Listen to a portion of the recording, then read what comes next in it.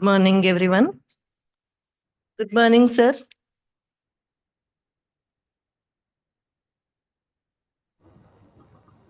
Good morning, ma'am. Good morning.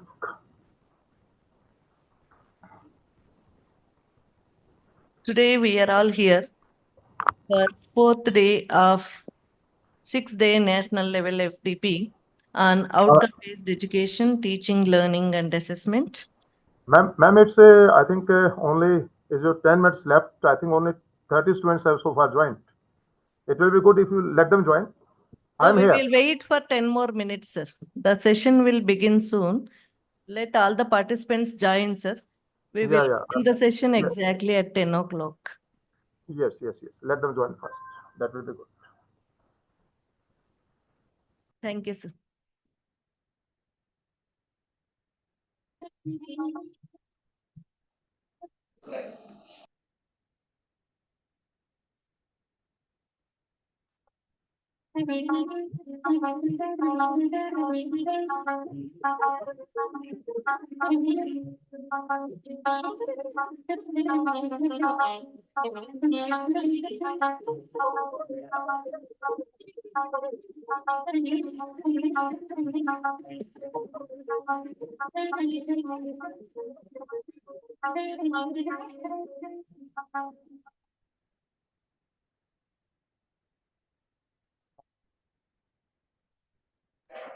Now we are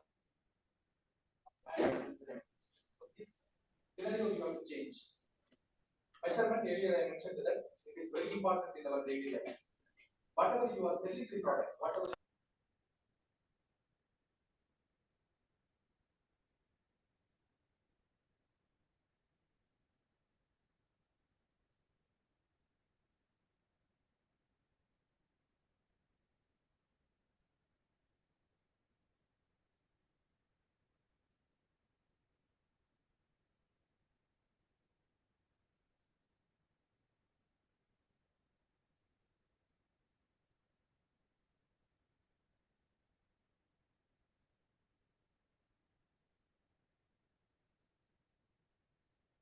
the bottom of this automatically you can able to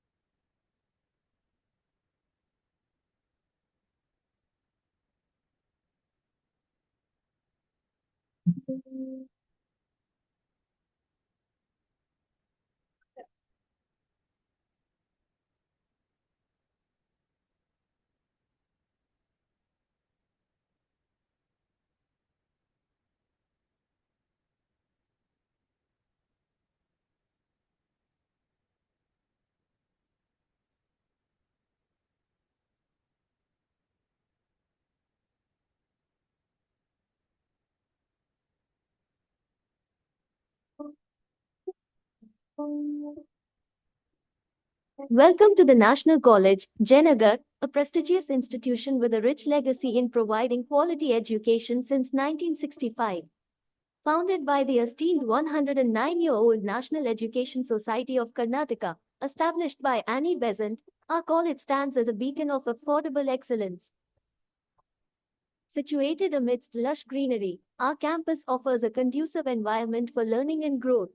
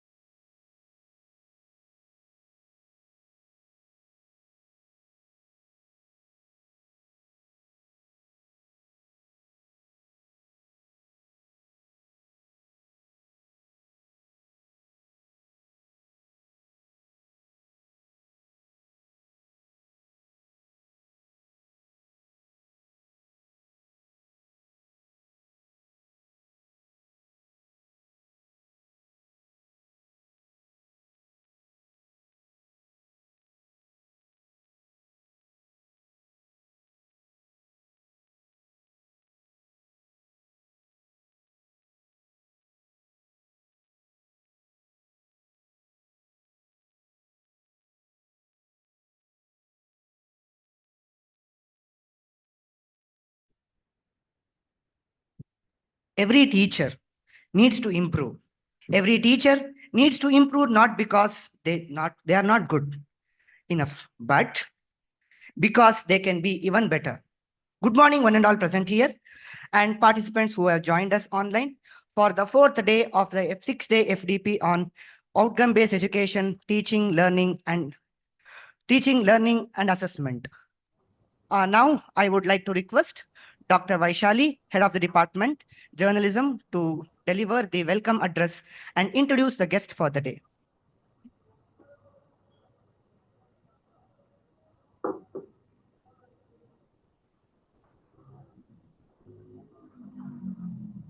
Very good morning, everyone.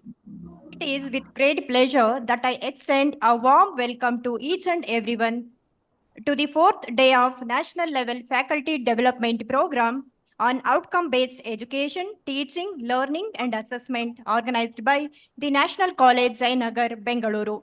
We are honored to have Professor Nasib Singh Gill with us today as our esteemed resource person. On behalf of National College, a hearty welcome to you, sir. Professor Nasib Singh Gill is currently Head of the Department Computer Science and Applications and Director, Center for Distance and Online Education, as well as the Nodal Officer of the ABC MD University, Rohtak, Haryana. Professor Gill is a renowned scholar with over 33 years of experience in the field of computer science. Throughout his career, he has held various leadership positions. He earned his postdoctoral research from Brunel University, UK, and holds a master's degree in business administration. His academic achievements include receiving the Commonwealth Fellowship Award and Best Paper Awards from prestigious organizations like the Computer Society of India. Professor Gill's research interests span IoT, machine and deep learning, information and network security, data mining and data warehousing, NLP, and measurement of component-based systems. He has guided numerous PhD scholars and authored over 300 research papers and 5 books. Professor Gill has traveled extensively abroad for academic and research assignments, visiting countries like the UK, USA, and France.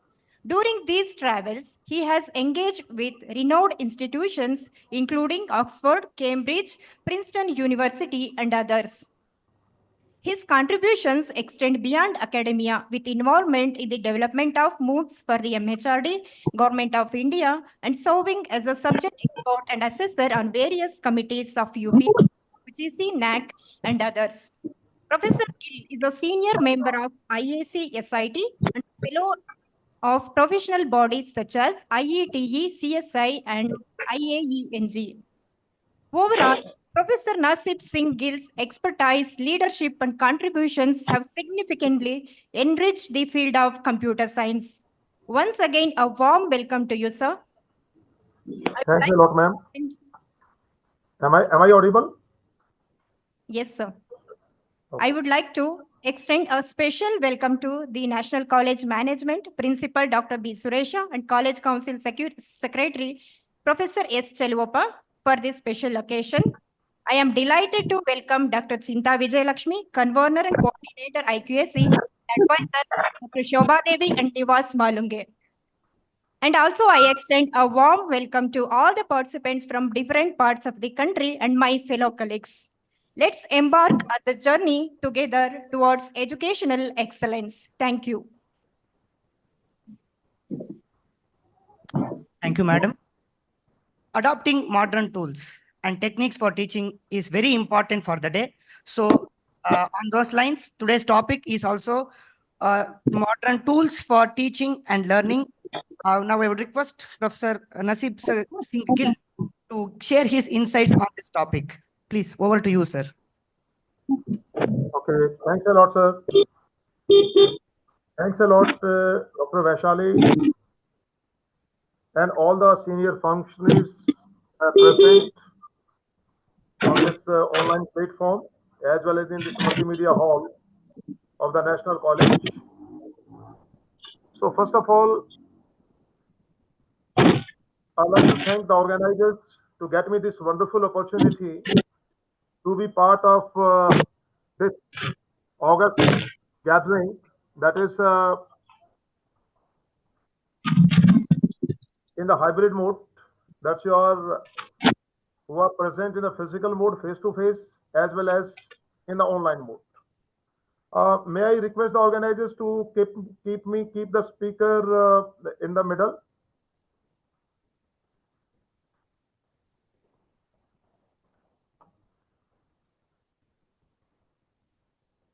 Sir.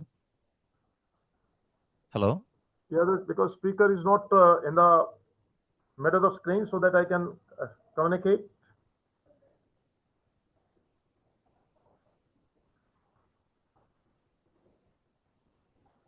Yes, will you please keep me in the speaker mode? Yeah, this is your screen, sir. Okay, all right, all right. Yeah. Is there? Yeah. Okay, all right. Thank you. Oh, okay, sir. Before I proceed to my formal presentation, first of all, let me just share my slide, initial slide.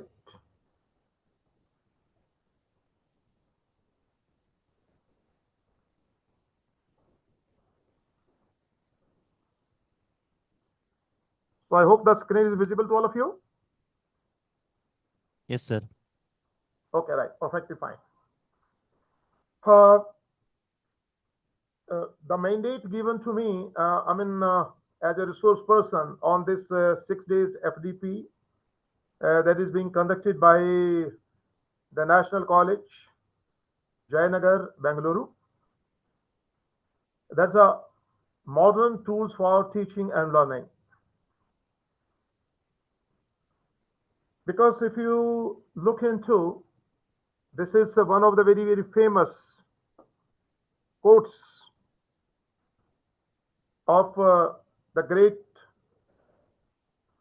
youth icon and the motivator, Swami Vivekananda. Education is the manifestation of perfection already existing in a man. So at this point of time, I would simply just like to share what is the landscape of higher education in India now. If I could share with you certain statistics, because all our senior functionaries of academia and research community and our all young faculty who are right now available on this current platform, they certainly ought to be aware. I mean, as on date in higher education in India, we are having 1113 universities and about 53,650 colleges we are having. And we are catering to the needs of higher education of about more than 41 million students who are currently pursuing higher education in the colleges, whether it's your deemed universities, private universities, state or central universities, or national institution of importance, or autonomous colleges, or the degree colleges. So in total, there are more than 53,650 colleges. And the real purpose of the education, this is well said by Vivekananda. Education is the manifestation of perfection already existing in a man. More importantly, I'm just likely to share that is how education is important, because the great motivator and our earlier present APJ Abdul Kalam, he well correlated through is a very important and famous quote, how learning and knowledge are connected, how these are interrelated. Learning, creativity, creativity leads to thinking, and thinking provides knowledge, and knowledge makes you great. So unless we educate, our this stemming of creativity and innovation, they are nowhere around. that we may think it could be feasible. So it's very, very important for us to make our student stakeholders as a person with creativity. They ought to be creative. Once we put them on the path of what making this habit, learning can proceed, and that will be leading to creativity. And obviously, when they will be in the phases of our creativity, it will be making them to think in their own ways and styles, in their own manners. And when they are thinking, obviously, that is a very strong learning process goes at their head. And that obviously, it will be even adding to the knowledge. So this is how learning to creativity, then to thinking, and then to knowledge.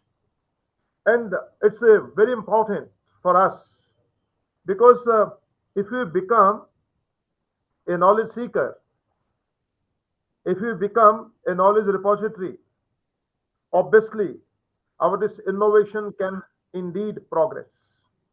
And that is very well, known to us as well as this was one of the statement which was made by Steve Wozniak. He is the person on the screen you are witnessing. He is Steve Wozniak. He was the co-founder of Apple, and he commented about Indian community, and he said, "Success in India is based on getting a job. If you talk like merely creating degree holders, it will be of no importance at all. More important is we ought to make our stakeholders capable of thinking, capable of leading to some creative outcome, adding to the knowledge, so that they can indeed seed our innovation." So indeed, this was a statement he made in the year 2018, and he was dragged into a big controversy by many our Indian CEOs and our main people from abroad and in India, including Sundar Pichai, Satya Nadella, and many more. But in fact, if we make a very true assessment at this point, I'd like to make and will share with you. That is, innovation is indeed is not as expected as it should have been. If you are talking about like the statistics of Nobel Prizes, if you are talking about the statistics of technology innovations, if you are talking about the different parameters which have helped to learn that you earn patents, the tally of the patents and the Nobel Prizes and the innovations, it shows a very sorrow state of affairs as far as our country is concerned.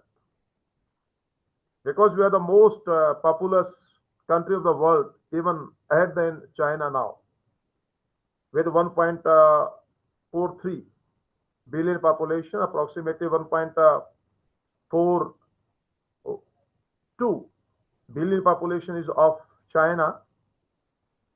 And roughly, if we are talking about both the countries, they contribute about 35.6% of the world population. But when it comes to count their intellectual property rights or their even outcome in terms of the parameter I just shared, the Nobel Prizes or the patents. In Nobel Prizes, the total share of both the countries, including, if I could say, because till now, that is to individuals, more than 965 Nobel Prizes have been given away since their foundation in the year 1901. And to the credit of our country, we are having total 12 Nobel Prizes.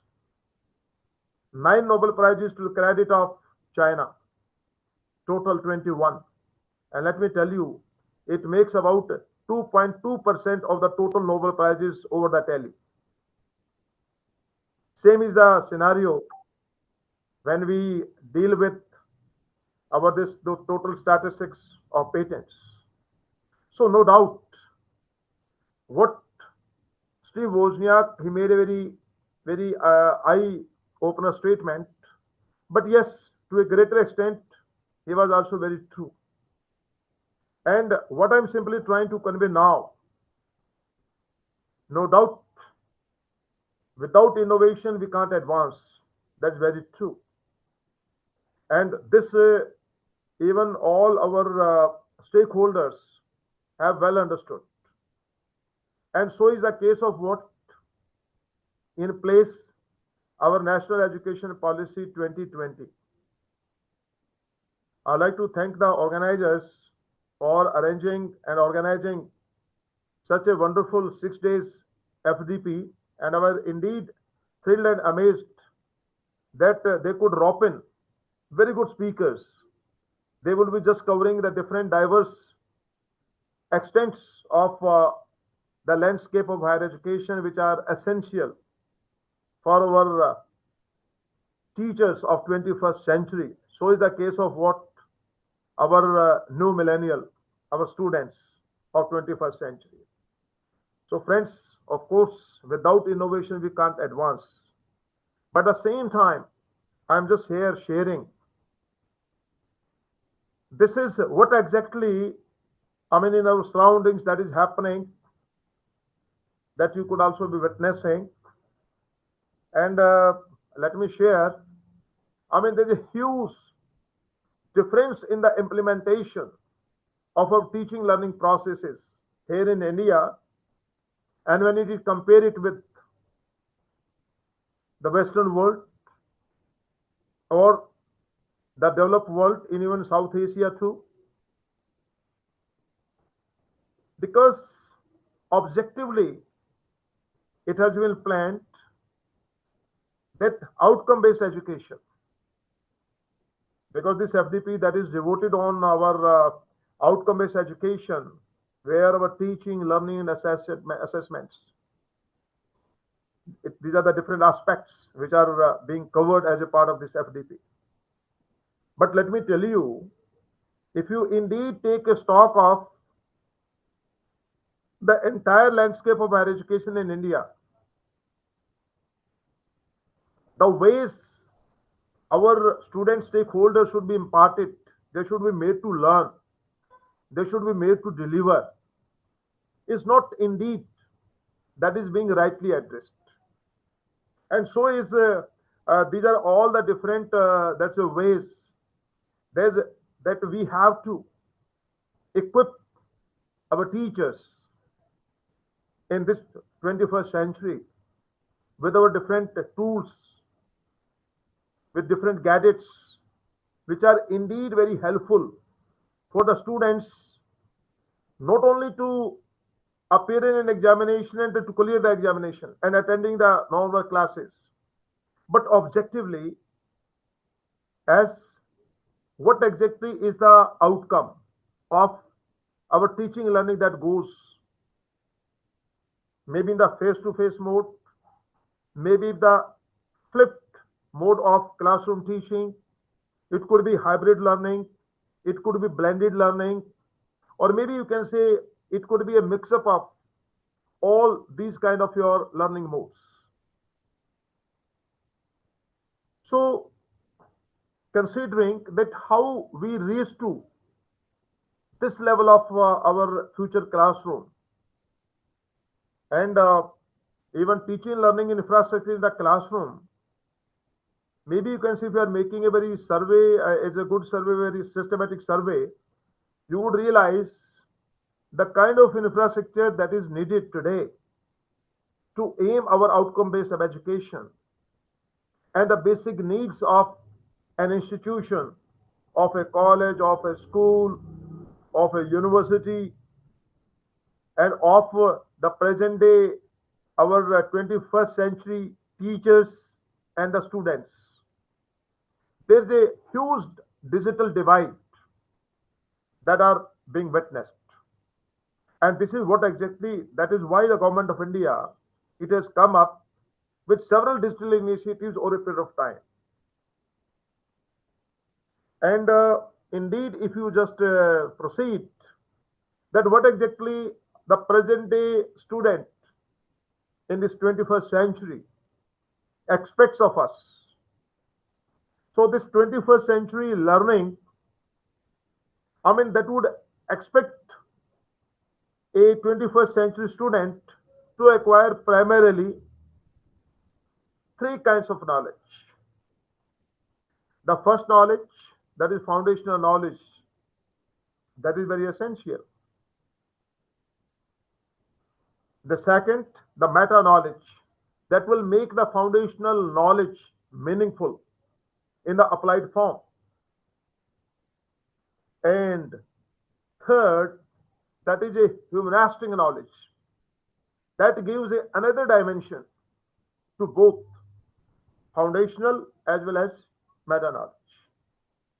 So if we just are looking, I mean, how this foundational knowledge could be significant, because today, without digital literacy and your ICT understanding, survival is next to impossible. No doubt, when we are just earning the core knowledge in the individual domains, maybe if I'm talking about like that is your master, that's your MBBS, it could be, you can say, engineering, it could be your humanities, social sciences, or you can talk of any stream. The student could be planning to pursue a course. So they are nothing but they will be leading to what? Adding to the core competency, core content knowledge of the specific domain. At the same time, our this knowledge cannot go in isolation. Obviously, it has to be interrelated. And that is the reason that is cross-disciplinary knowledge is quite significant and important. And of course, when you're talking about when you have earned foundational knowledge, then becomes a next state that's very important. That how this knowledge you are going to apply, and that is your meta knowledge. And let me tell you very clearly, friends, that the creativity and innovation, that's the core of this particular knowledge. Because unless you don't apply your knowledge and the wisdom that you have gained while core discipline, I think you may not dare to even look at a problem and problem solving, and you can't proceed with this critical thinking. And for this purpose, you may also have to strike different collaboration and exchange. So this is how our meta knowledge is also very. When you are just moving further, that is your lifelong learning. That's very important. That's your humanistic knowledge. Not necessarily if you are not delivering to that way. That is how that you are with the application of your core competence in an innovative way. How it has started helping the society. And obviously, it will be getting you your acquiring two job skills, life skills. And you also have to have what? Ethical and emotional awareness of these things. And same is what with the cultural competence. So friends, all these three important pillars which ultimately drive a present student as a learning community in a world, they indeed may be expected to deliver the best possible. And if I'm talking about on the lines of your industrial revolution 4.0, what we are witnessing today, if you find in surroundings, what kind of different tools and technology they have started aiding, assisting, and driving our education. If I'm simply talking about how education has evolved over a period of time, how industries are evolving, because today, as per the mandate of National Education Policy 2020, technology is playing a significant role in transforming the higher education in a huge way. If you, I'll also share with certain digital initiative which Government of India has taken in the last around more than a decade. Now the question is today, what the students is earning, what the student is learning, what the student is gaining. Are we just only making the attendance compulsory for the sake of their physical presence, or are we indeed aiming an outcome based education, an outcome of a particular course the students is undertaking? Yes, that is also very, very important and significant. And obviously, we have to get our learners a flexibility of their personalized learning environment. Maybe you can say in the blended mode of learning, hybrid mode of learning. Maybe it could be a flipped class learning mode. Obviously, even the teachers, the 21st century teachers who are there to what, extend a hand holding with this 21st century millennial students. And that's why their mentoring and peering process also has to go. So in general, if you are witnessing on the screen right now, getting the flexibility anywhere, anytime, you're advocating personalized learning, the flexible delivery, the practical application of what you have learned. More important is what, not what and how, but why and where really things can be cracked. Your peers and mentors, this hand holding has to go. And modular and our project approach for our learning, it has to be advocated. And once you are talking about getting the flexibility to the students as per NEP 2020, what kind of course the student has to pick up, this should not be the choice of the institution of a teacher, but this is, we have to our extend counseling to our students.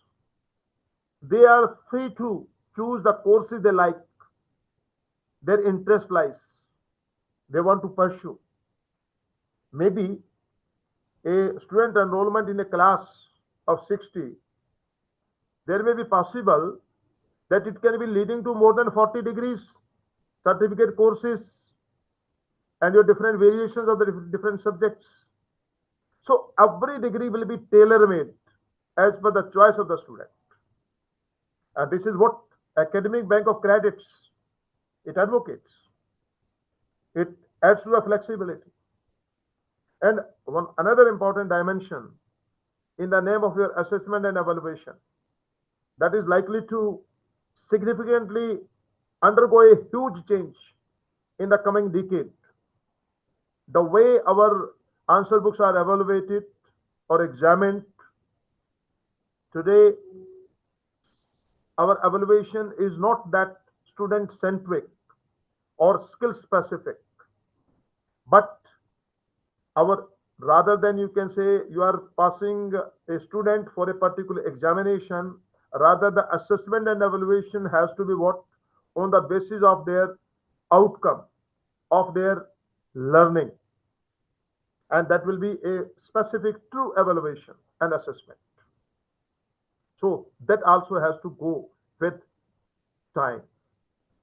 And here I'm just sharing in this slide the drivers of education 4.0. So when I'm here sharing, these are the drivers of education 4.0, how all these things will become feasible?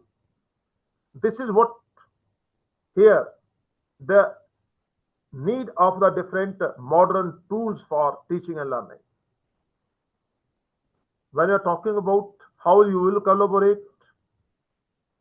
how you can engage in a particular block, how you can go for different groups, sharing their exchange of the knowledge, assignments, tests with their peers, seniors, mentors,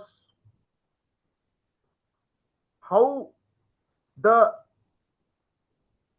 our technological gadgets are helping them to earn, to help them in pursuing their courses, how they would be learning, how they will be submitting. So question is, even that should not be only just your focused on the individual assessment, because the learning has to come from collaboration, from exchange of ideas, from your individual capacities as per the demand of the courses in the core disciplines. So obviously, since you cannot even work in isolation all the times, obviously it has to stem from our different your quadrants.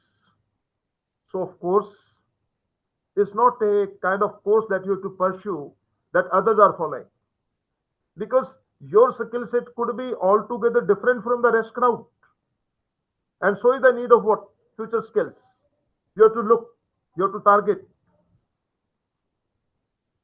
And learning never goes waste. So what is the millennial mindset?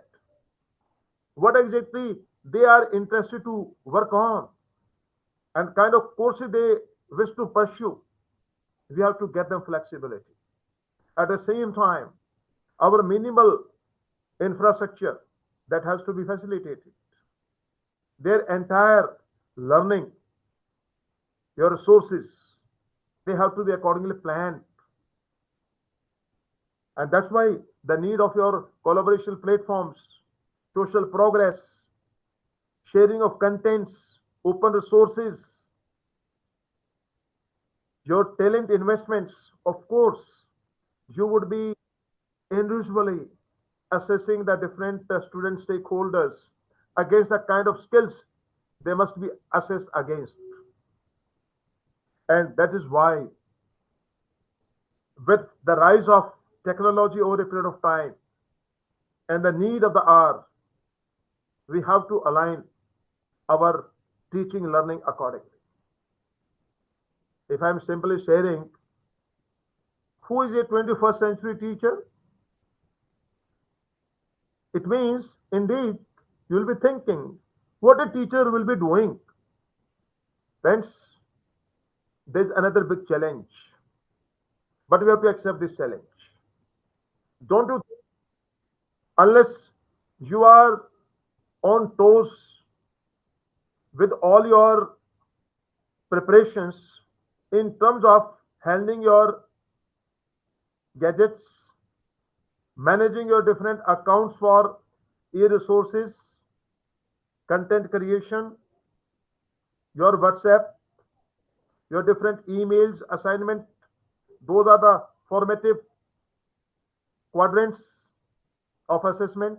So friends, yes, how we have to exchange with the different groups of students, which may be of different courses you are conducting, with the having different variation among skills they possess. So of course we are talking about like a slow learner, a fast learner, a moderate learner. Not all the people will be tech savvy. Yes, but yes, our younger generation is much faster than us. I'm talking about referring to teacher community. But what you also have to be, we also have to be. So we have to share many times. Even teaching through our WhatsApp is also become feasible. And the entire courses, let me tell you, I also attended a very course successfully on WhatsApp. It was planned by Bit Misra and IIT Mumbai. I completely, it was all a complete course that was of around 2 weeks program we attended. You might be thinking how things may come, come to be possible in this way. Yes, there are so many different groups, WhatsApp groups, which are managing, which are launching our different courses. So, what is the demand of the present day courses that we have to schedule accordingly? If you are finding, can we be away all the times away from our social media? No, we can't afford to be. So, what are the podcasts? What is Twitter? What is Facebook? What are different blogs? What are wikis? What is your social bookmarking? What is video conferencing? What is your curriculum design? That's a core responsibility of we as teachers.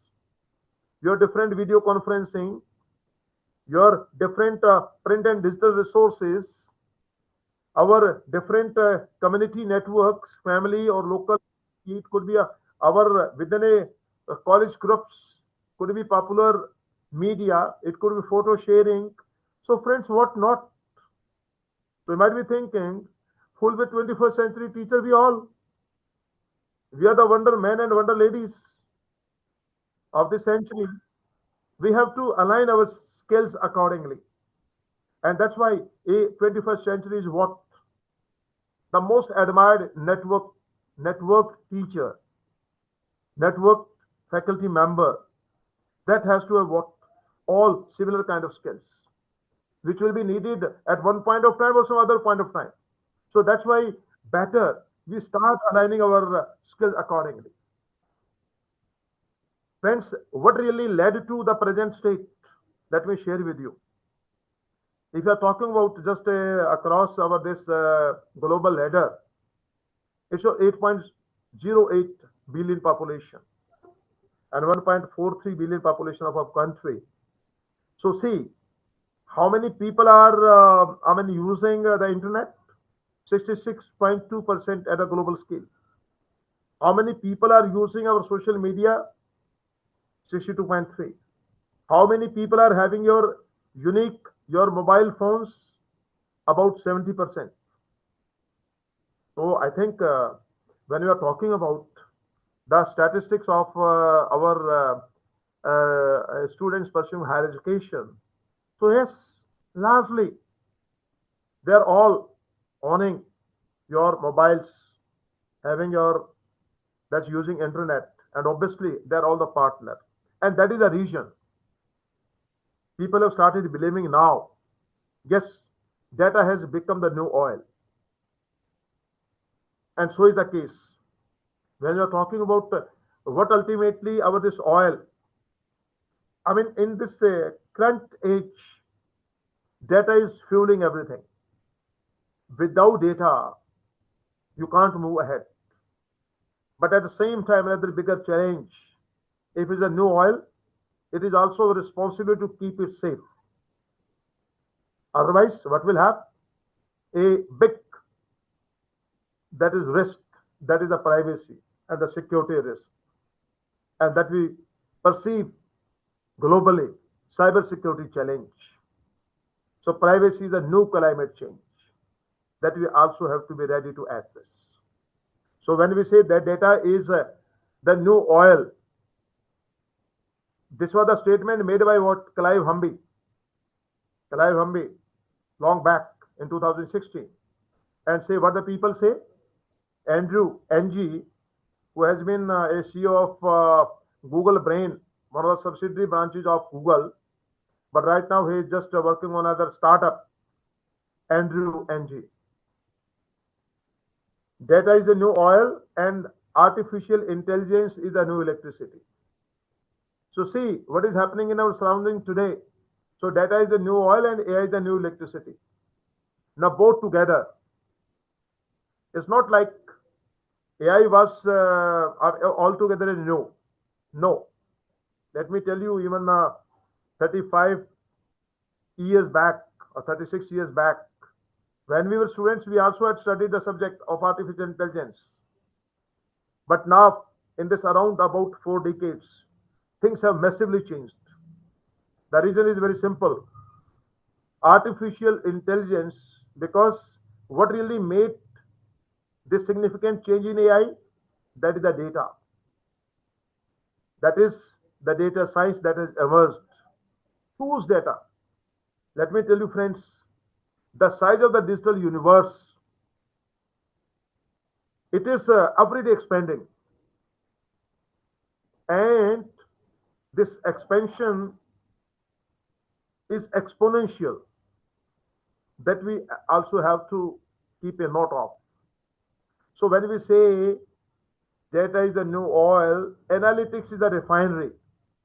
So when we mine the data, and that's why the new subject, data mining, warehouse where you keep your data as a repository that is likely to be used for decision making. Obviously, analytics has to be there. Data is the new oil, analytics the new refinery. Intelligence is the gasoline that powers the business. So if you talk about how things are changing, these are your leading organizations which are moving with their exponential growth. Whether it could be Tesla, it could be Facebook, it could be Google, it could be Meta, it could be Microsoft, it could be OpenAI, it could be Amazon, it could be Uber, it could be many others. So what I'm simply trying to draw your attention towards what the present day happening. And this is the reason that these are the main key principles of our NEP 2020 National Education Policy. And if you're talking about these key principles, look at the use of technology. I'm just, that's your significantly pinpointing this one. So use of technology is massive. You are well aware, in the past around 2 years, how OpenAI, they have massively changed the world in terms of the outcome of AI. If you are talking about OpenAI, came with our initial ChatGPT. How ChatGPT is being used in education? What are its implications in higher education? Because it's also getting a platform, not only simply to respond to the different questions. No doubt, undoubtedly, it is quite beneficial for the students, for the teachers too. But more importantly, how it is emerging now. And this ChatGPT came as what, a large language model by OpenAI, where Microsoft has pumped a huge money as an investment. And another, they also have come up with ChatGPT-4. Even with your text tokens, you can also generate an image. And you could be well aware, even day before, there's some of the, Bollywood celebrity also filed an FIR because using deepfake, some video clip has been created that hardly you can distinguish. But yes, of course, that could be imitating the original video, the original contents. So content creation, also that's why people have started talking about responsible AI. So friends, National Education Policy 2020, here artificial intelligence and data science, they are playing a significant role.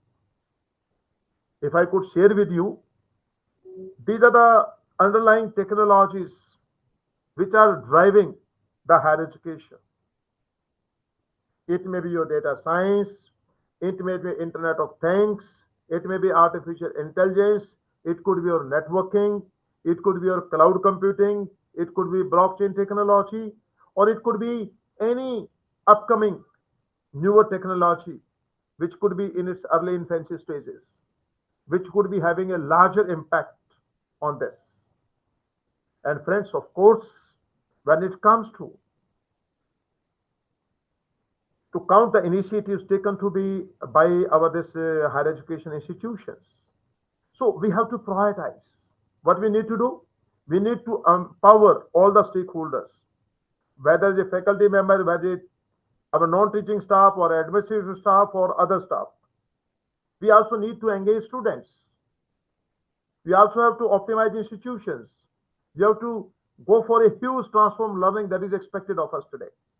But yes, this is the huge digital transformation that is disrupting our new ways of your teaching learning. And that is the reason we have started, we have to be, you can say, well aware of what. That is, we have to adopt all these emerging technologies. And this is the technology use and integration in our teaching learning. Friends, if you are talking about the technologies, it could be perceived in two ways. It will be a disruptive technology, or it could be, that is, evolving technology. Disruptive, and again, normal, which are just adapted, that is your incremental technologies. But apart from this, there are also radical exchange, radical, that's your growth, radical emergence. So when we say there may be, you can say, exponential growth. So disruptive technologies are not well proven. But yes, in a market, they're displacing hugely. So friends, if you say like the mobile camera disrupted the photo industry. If you're talking about typewriters, they were all disrupted by what? By your personal computers.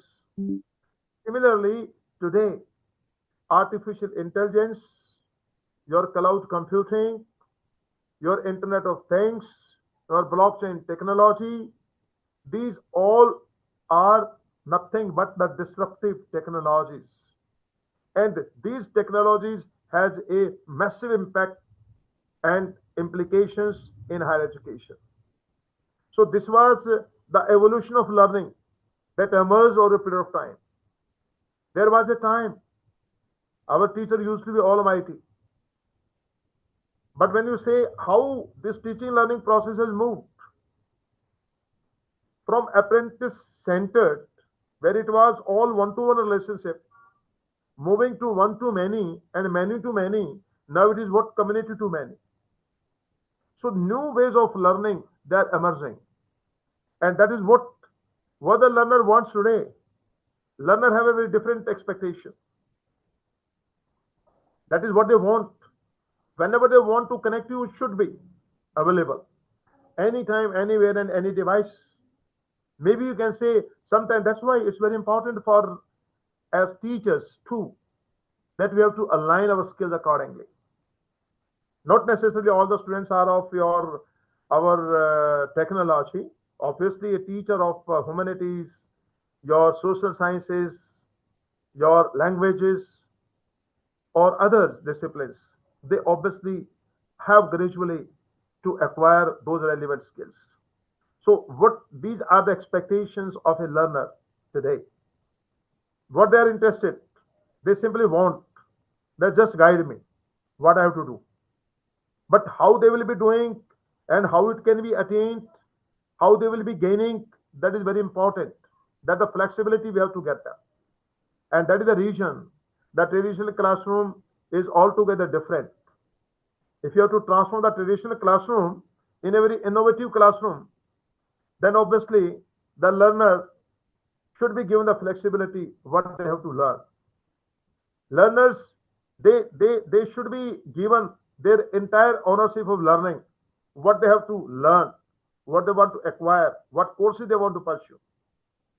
Also, they also need to be motivated in this journey. What they want, that how it helps them to know that what is really important for them too at this point of time.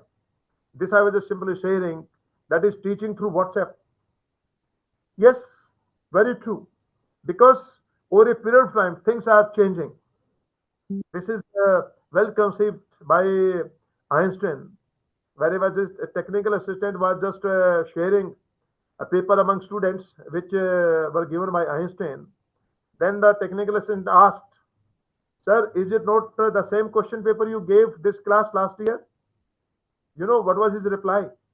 Yes, it is the same, but the answers have changed. So, friends, when we say, when you are talking about you are moving into a subject, how the subject has evolved even a couple of years, this is also has to be addressed. The student stakeholder must know. So that we have to do.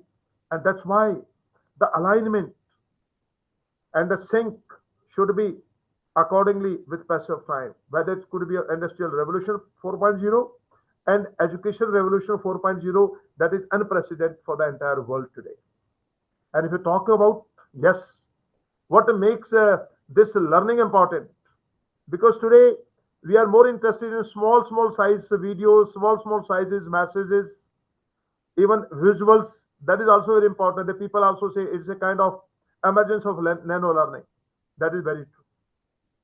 And of course, this is nothing but these are the different delivery models. It has brought our enormous opportunities for us that we may also schedule the different posts, because John and Acton came with our WhatsApp. Nobody had believed that it will be changed so massively. Now, what activity you can't expect at WhatsApp? So it has become an industry. Our YouTube has become a digital university, largest university of the world. And of course, friends, we have to look. So these are our virtual classroom resources. See what kind of resources we have to go for. Whether it's your document file, whether it's your PPT, it could be your video, it could be your different graphs, it could be certain clips, it could be certain graphical charts, it could be different tools which may also help you to perfect. And friends, yes, these are some of the digital initiatives which Government of India has taken in the around last decade. So starting, I think I was well aware, SWAYAM MOOCs have already been covered usually.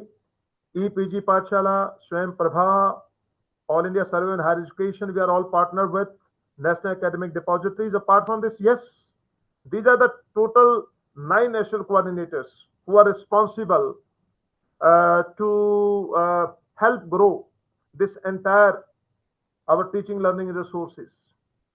If you say EPG Pathshala, that is UGC takes care of. NPTL, all courses for engineering, UG and PG.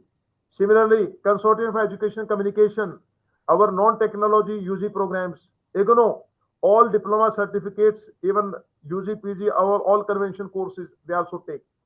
Similarly, your NCRT, NIOS, IIM Bangalore, NITTR, or maybe AICT. Friends, these are the main national coordinators which have created a huge infrastructure for our open access resources. And apart from this, our EPG Pathshala, SWAYAM, our National Digital Library, they are all available, which I am also sharing. These are some of the popular open access resources. National Digital Library, EPG Pathshala, UGC MOOCs, NPTL, SWAYAM, similarly virtual labs, Yantra, your e-contents for UG programs by CEC, SWAYAM Prabha, IGNO, Gyankos, and CEC UG YouTube channel. So these are some of the very popular our open access resources which have been created by these national coordinators. So it's very important for us to get to know this. Now with this, I will be ending my this presentation, but I'll also just like to demonstrate.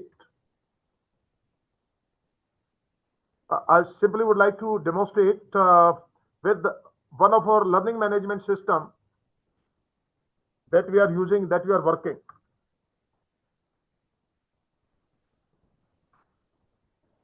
Yeah, am I audible and visible to all of you? Yes, sir. Yes, Yes, sir. audible. all right, all right.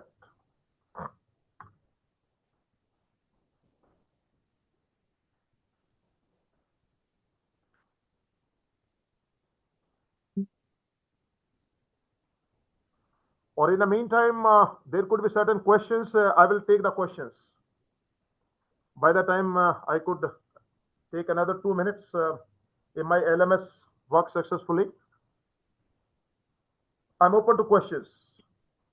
Dear participants who are joining us online, can unmute yourself and ask few questions for the resource person.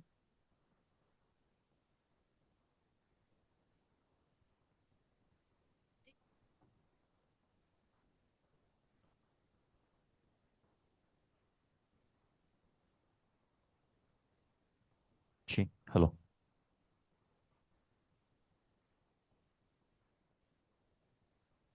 Hello.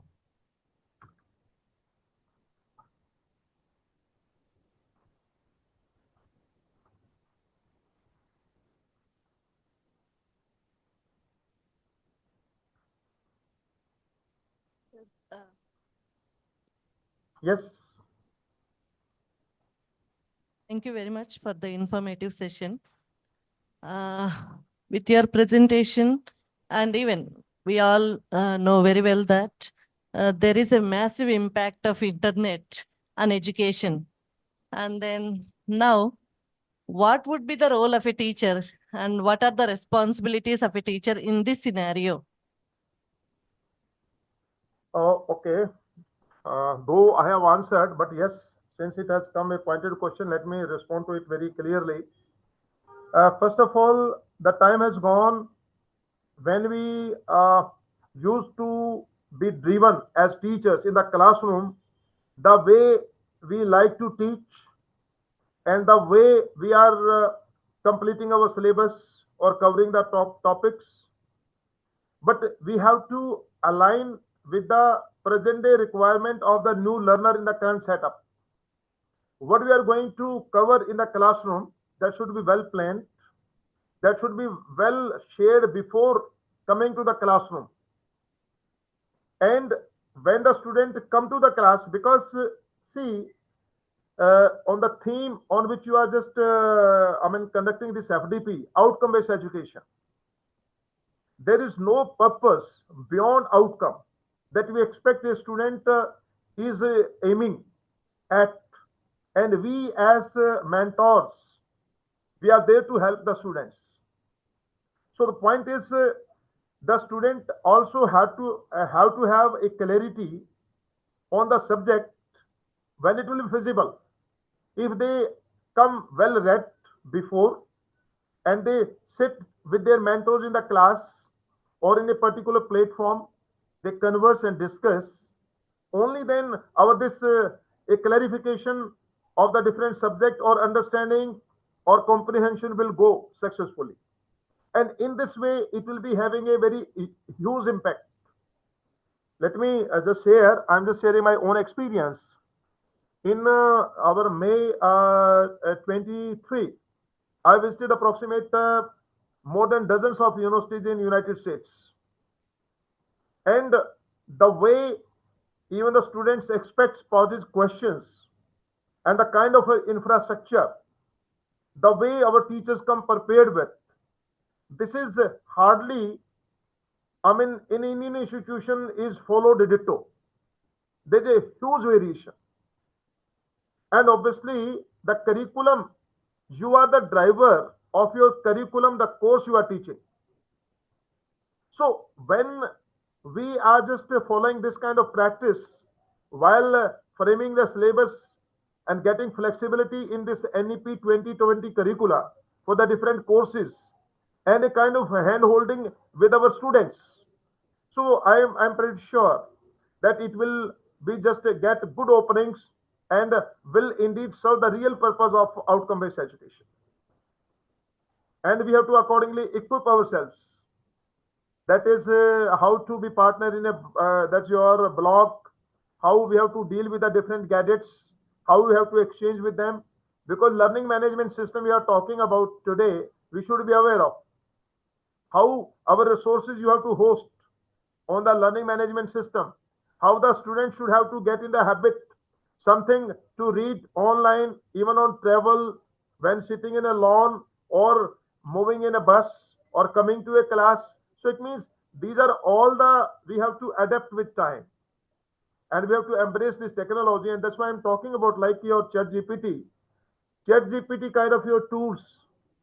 And let me tell you, I think you could be well aware, University Grants Commission, they have sent to all the universities what are the implications of your artificial intelligence in higher education. We are also working on those platforms, on those guidelines. And yes, of course, we should be ready to change with the time. Now the time has come. Artificial intelligence is, I told that even 35 to 40 years back, we had studied, we also had studied. But now the way it has changed, it is changing. And let me tell you, thought cloning kind of concepts are emerging. That what exactly thought process is going here, it could also even shifted on the machine. You can also, with this brain chip, you can also upload certain two things that your brain may also start working accordingly. So now there will be a massive impact of this upcoming newer disruptive technologies. We need to adapt to, even stakeholders, and we also need to sensitize masses among all of teachers. And I think, Corona time, though everybody, it's a very bad period, but yes, in one way, were very rewarding, and that is yes, SWAYAM, our digital initiatives, government of India was advocating since 2016. But this was a hard time that made each of us, whether teacher, whether students, they learned a lot during this time. So that is also another good experience for that digital learning that came along with. Thank you. Next question, please. One question from online, sir. India is a country where majority of the population is rural elites. At what can be the government strategy to reach this population? What will be the role of government to accelerate this population with urban population? Question from Sejal Makwan. Okay. Oh, thank you, sir. Sir, if you are talking about the mandate of NEP 2020, because if you are looking at the gross enrollment ratio now, I mean, that is declining. What is the target given up to 2035? 50% GR. Because the question is, what is the cost of education in India, and what the total enrollment? If you are talking about, I just shared, because United States is the largest, country which is having a large pool of higher education. What is their population? That is 1/4 of Indian population. When you are talking about what is the gross enrollment ratio, it is approximately 26%. And now it is being targeted to be raised up to that's your 50% in the coming, that is 5 to 10 years. So that is very, very important. It's also eye opener. It's still going on that side, and government of India, that is the region, by means of adopting several ways of your adding to your digital infrastructure, teaching, learning. And if you talk about previously in the earlier budget, digital university concept that has also been floated, and all the existing universities infrastructure that will also be revamped accordingly. It will be added gradually, so that will indeed help to get it a good momentum.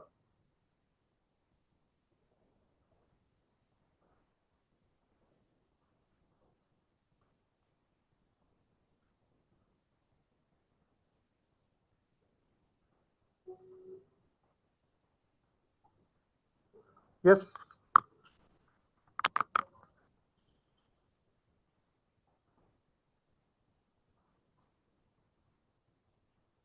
Hello. Hello. Hello, Hello. sir. Yeah, nice Yes, sir. presentation, but I have some clarification here. ಹೌದು ನೆನ್ನೆ ಕೊಟ್ಟಿದ್ದಾರೆ. Actually, Yes, sir. yeah, Yes, are sir. you able to hear me? Hello? Yeah. Yes, I am hearing Yes, you. sir. I don't know whether you know about our IAPT, Indian Association of Physics Teachers. We do conduct preliminary examinations, and through that preliminary examination, they are going for international physics, Olympiad, chemistry, biology, like that.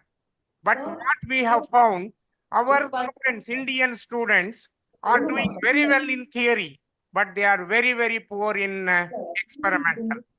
That means we are not giving importance to hands-on experiment. We talk only about the theory portion. Could you highlight about these things? How to improve our experiments, in other words, hands-on experiment to the students, so that they could also do very well compared to other countries? Please, sir. Sir, let me tell you, if you are talking about, I think in terms of innovation, if you talk, this is the main reason I was just sharing. That's the innovation connectivity and our this thinking, and that's innovation. Let me indicate a good example. You are well aware of a 17-year boy, Gopalji of Bihar, who is known as a banana tree, who gave the concept how banana tree could be used even to convert into the gold. I am naming several Indians. I am naming Pranav Mistry, who gave the concept of Samsung Galaxy Gear, the concept of sixth sense technology.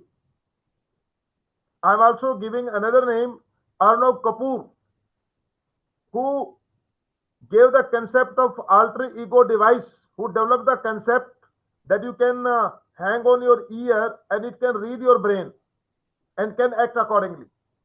So I'm not denying that. More important is, unless our student stakeholders, they get the right platform. If they are burdened with our, that is your badly designed curriculum, that may not be that fruitful. So I think these are main big reasons. So as per NEP 2020, the mindset of all stakeholders, that also need to be aligned accordingly with a fruitful outcome. Only the things may work. And let me share with you, because I was also one of the participants of the leadership program of Government of India in 2019. We visited Cambridge University. We also visited IIT Kharagpur. So that was for around 3 weeks. We just were there to practice that how Indian education system, it could be changed on the pattern of these premier institutions of the world and Indian country. That's why it was a sandwich program, IIT Kharagpur, another was Cambridge University. And you are well aware, Cambridge University gave about 107 Nobel laureates. So yes, there's a huge need for this. That is really required. That we have to have. Yeah, thank you, sir. Dr. YC Kamala, ma'am. Ma'am, please unmute. Ma'am, please unmute. Yes. Yes. Okay. Thank you, sir, for a very good presentation. So you were describing about the student-centric approaches and then the different kinds of students and what they want and all those things. That's fantastic. But now, after 3 years of NEP, we are yet to find the difficulty of implementing NEP. That means core subjects is fantastic. Language is also fantastic that we are doing. But when it comes to arts, crafts, and other the skill programs, we are finding it difficult in spite of colleges like ours, where we support completely for the program. Okay. So in this context, you just see, it is very easy to say for us how we can, we have to do so that we will succeed. We are doing it. We are saying practical difficulty, because for part-time getting teachers is difficult. Structurally, NEP is costlier. Structurally, it is costlier because to bring in anybody, we have to pay more. Apart from this, we have also introduced skill program in National College, Baswangudi, because the animation skills. BSc animation, BSc sports. In spite of introduction, there is not a huge rush for it.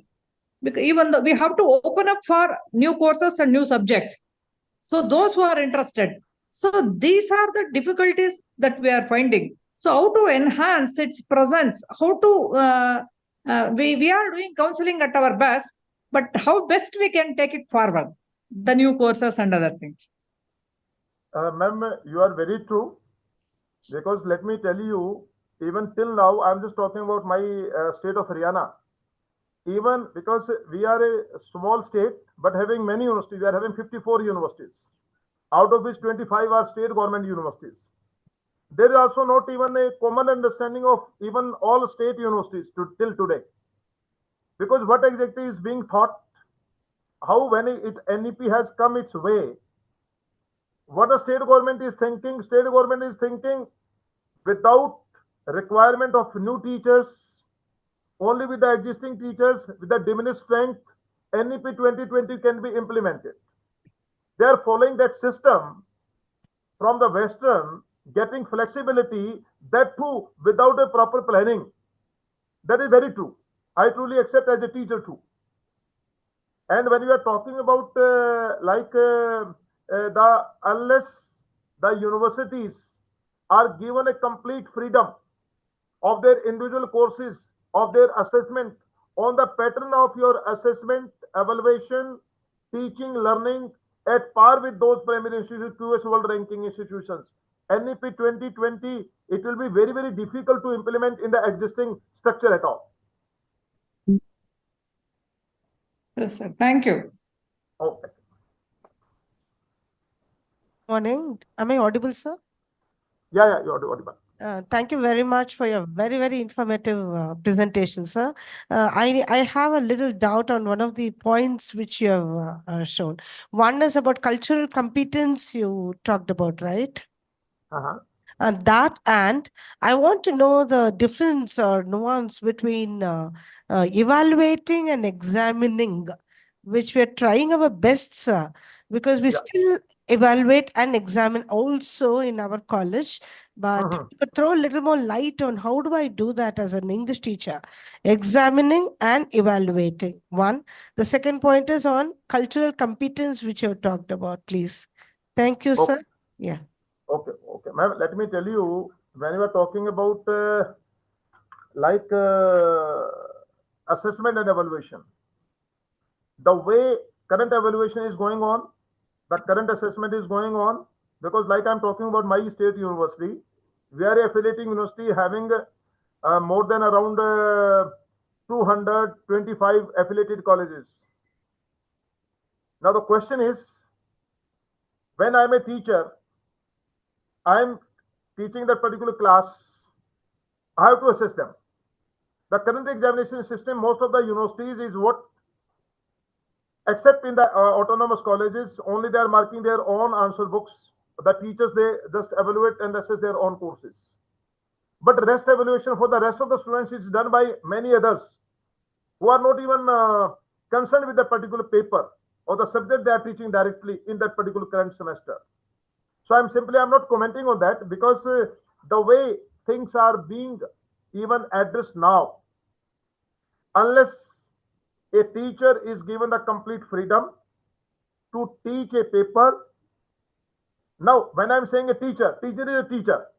They also ought to be honest in their teaching, in their delivery, in their assessment.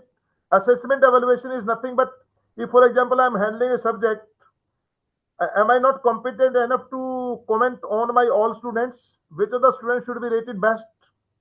But it should not be only on the basis of the answer they are writing on the answer book. Their assessment should be on the outcome they have come. And that may be what? Maybe some innovation. Somebody has done something great and they have created. It may be even say considered equivalent in a degree. Why should not it be? If I'm talking about when you are just looking and expecting outcome-based education, if a student during the studentship created something very important that has a larger impact on the society, and that is very significant in the industry too, as a product, as an outcome, as a patent, why they should not be encouraged? So my question is because in the current setup, this is very, very difficult, and this is also next to impossible, which has become possible in the given setup as per our current education policy that's going on. So those ways and means we have to bring forthwith, so that our student stakeholders could be given opportunity to innovate, to excel accordingly. And their assessment and evaluation has to go accordingly, not only on the basis of the answers they are writing against the questions, and those may be very silly questions which may have nothing to do with the innovation, only that you are well crafted the same question, same answer over years. That should not do. Hello, one question from online, sir. Yeah. Abankar Pangyang asking this question is, thank you so much for the wonderful presentation. My question is, the use of AI like ChatGPT provides ready-made answer, but in most of the cases, there is no learning outcome. How do we tackle this situation? See, let me tell you, because the way our quantum computing that is coming up, the way AI has started playing role, I'm not saying ChatGPT is getting you 100%. Our model, let me tell you, ChatGPT 2, there was a fair assessment, approximate what kind of answers and grading it could give. Approximate 60 to 65%. But we are not saying that that is the ultimate mover for that, because this is what it may help, it may assist. But in cases I'm telling you, because the way it is now being modeled, I'm just sharing with you. ChatGPT-4 also has come. I'm also indicating certain tools like Google has come up with Gemini. Gemini, that is 1.5 Pro. Another company also has come up with Sora tool. So what I'm telling you, the way, because that was the beginning, and you, it's not fair to say that it is only the ready-made questions. Let me tell you, AI, in the way it is emerging, artificial general intelligence is also coming up. AGI has come up. And again, the top at the top, it will be just like a God AI. And what you do is, just like human beings, it would be also having cognitive skills. I'm not in favor that is 100% is yes, but let me tell you the way it is moving ahead, just like we as human beings, as a teacher, over years that we have learned a particular subject. Same is the capability of the machine, the capacity of the machine, that it is learning with time. And when you say it is learning with time, with at a quantum speed, so I think delivery will also become amazing. Like your IBM, atom computing, like your, there's also another University of China, that is University of Science and Technology, USTC, China. They also have come up with your different computers. Google also has come up with a quantum computer, that is your Sycamore. So I think the latest chip which NVIDIA company has come up with, this large language models, they also are being tried a huge, that's your pool of information. So that also has become not only speedy, but it also has become, our accuracy has also gone beyond 75% to 80%. So I think that will, a beginning, and it will just get a good boost in the time to come. Dr. Anjali Upadhyay wants to ask you, ma'am. Just unmute, ma'am.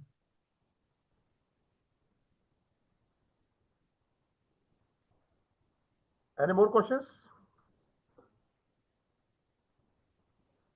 Dr. Anjali Upadhyay.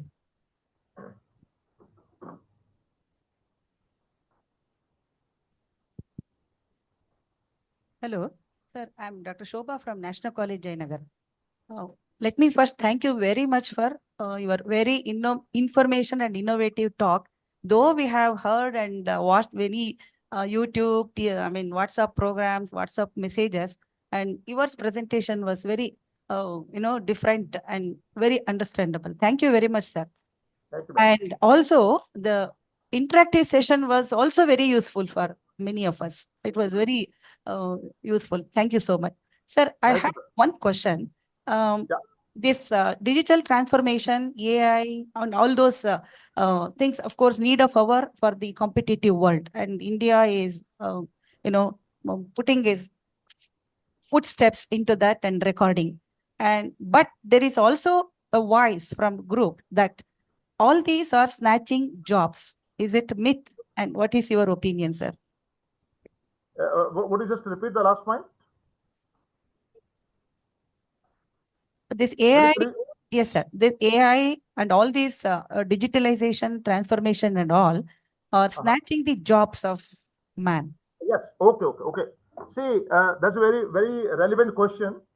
No doubt, I was also listening to about 80 million jobs. Just only day before, I was just coming across certain statistics. They are likely to be lost, and more particularly, at the same time, more than the double jobs. I mean, in the particular fields, what exactly is going to happen? The jobs, the existing designation, the job profiles, they are being changed. Our new jobs in the new form of different nomenclature and the responsibilities is likely to be created. Data engineer, data scientist, analyst, आपकी I mean data crew. These are the kind of different jobs nomenclature which are emerging. And our normal initial traditional conventional software development, I'm just letting you know, like Google also has come up, Microsoft also has come up with a first AI software engineer, Devin, DVN. So this is also what, so I mean, this is the beginning of a new era where nomenclature of the different jobs is likely to be redefined. So I mean, it's just going to redefine the entire industry, like the DevOps, Scrums, the Agile software development, yes, in the new form, where our data science and artificial intelligence, along with blockchain technology and cloud, they are redefining things altogether in a different way. So no doubt there will be job displacements, there will be also job loss, as well also new job avenues in the different forms. That is bound to happen. Thank you so much, sir.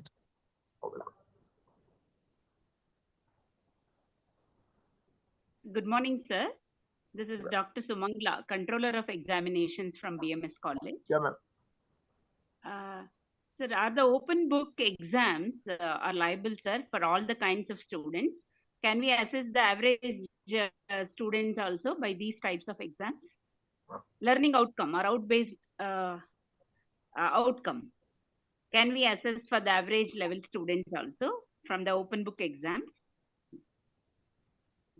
Yes, ma'am. This is what I was pinpointing. Rather than asking a student to write a crammed answers, a well-designed answer that anyone can easily find, because it is not getting the student with a creative understanding, with a well understood, well thought concept. And that is the reason when we start getting in the habit of giving some unsolved problem to the students so that they come up with a solution. Maybe one big problem that could be taken altogether new, which is socially relevant. And this is what our social context is also very important. So these are the ways that I mean, must be, you can say, allowed. I mean, in our higher education institution across the country. Only then it will help cultivate our this ideas, new ideas, and that will be leading to our huge innovations. That will be very true. Thank you so much, sir. Thank you. Welcome. Thank you, sir, for such an interesting and eye-opening session. Now, I would like to call Professor Geeta Srinivas, HOD, Department of Psychology, to propose the vote of thanks.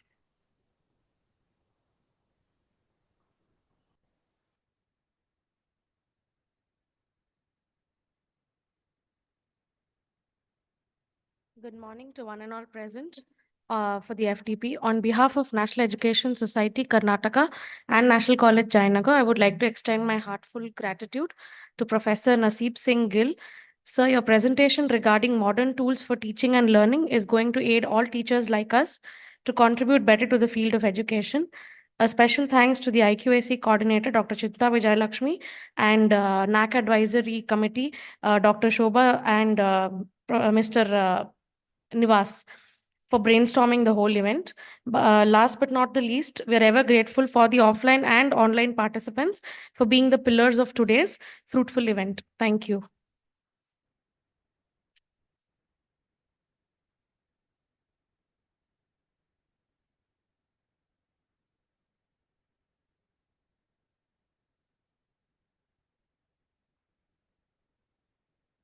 Now, I would request all the participants to just turn on the video for a photo session.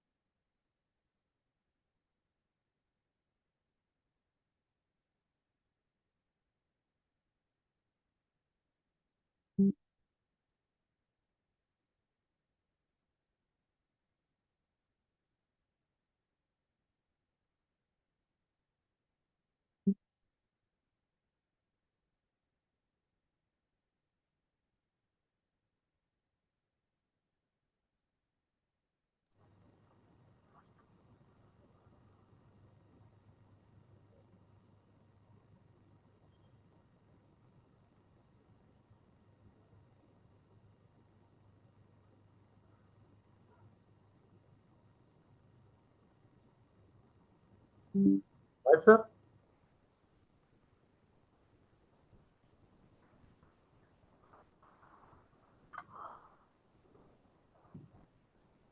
We have come to the end of today's session. Thank you very much for your wonderful session, sir. Dear Okay, well, participants. thank you, Selvan. Thank you. Okay, thank you all. Thank you. Dear participants, there is a small announcement. Tomorrow, Dr. Praveen Patil, the Director, Accreditation and Compliance from IIT Roorkee is going to join for the online session. So, Dr. Madhukar Vavre, sir, as per the schedule,